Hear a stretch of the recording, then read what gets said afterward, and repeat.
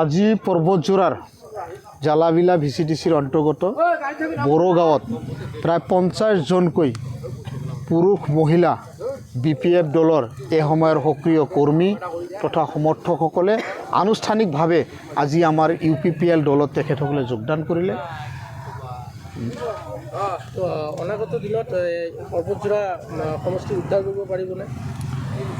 এইটো নিশ্চিত যে আজিৰ দিনত পৰ্বতজোৰাৰ বিভিন্ন প্ৰান্তক বিশেষকৈ BPF দলৰ পৰা যি দলীয় কৰ্মী নেতাকৰ্মীসকলে বা সমৰ্থকসকলে যেনেকৈ UPPL দলত যোগদান কৰি আছে বা সকলো শ্ৰেণীৰ ৰাইজে বিভিন্ন ৰাজনৈতিক দলৰ পৰাও যেনেকৈ UPPL দলত যোগদান তথা UPPL দলক তেখেতসকলে সাপোৰ্ট কৰি আছে, তাৰ পৰা আমি বুজিব পাৰি যে এইবেলি পৰ্বতজোৰাত UPPL দল যে জয়ী হ'ব বা UPPL দলৰ প্ৰাৰ্থী যে জয়ী হ'ব এইটো নিশ্চিত।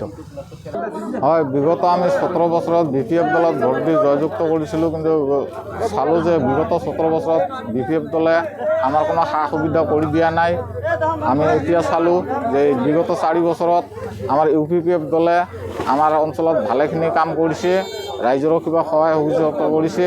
তাৰ কাৰণে UPPL দলত ভাল পাই আমি UPPL দলত যোগদান কৰিলোঁ। প্ৰায় 50-55 ঘৰ মানুহ যোগদান কৰিলোঁ। হয়, আমি ভালদৰে ভাল পাই UPPLৰ সমাদৰ পাই আমি নীতি আদৰ্শ ভাল পাই সবাই আমি যোগদান কৰিলে। ইয়াৰ আগত আপোনালোকৰ কোন দলত আছিল? BPF দলত আছিলোঁ। হঠাৎ কিয় BPF এৰিলে? BPF দল আমাৰ কোনো সা সুবিধা কৰা নাই, আমি পোৱা নাই, সেইকাৰণে আমি এৰি দিলোঁ। ৰাস্তা ঘাট আমাৰ বহু কালৰ পৰা যে মেডেল পাতৰ পেলাই কাম নকৰিলে আমি ল'ৰা ছোৱালী লৈ পাৰ হ'ব নোৱাৰোঁ, বহুত অসুবিধাত চলি আছোঁ, হোৱা কামটো নোহোৱা কৰি দিলোঁ।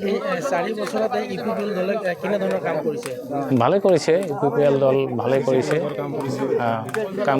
আমি এই 4 বছৰত UPPL নীতি নিয়মগুলো ভাল পাই UPPL দলত আমি জইন কৰিলোঁ আৰু আমাৰ লগতে বহুতো মানুহ জইন কৰিলে।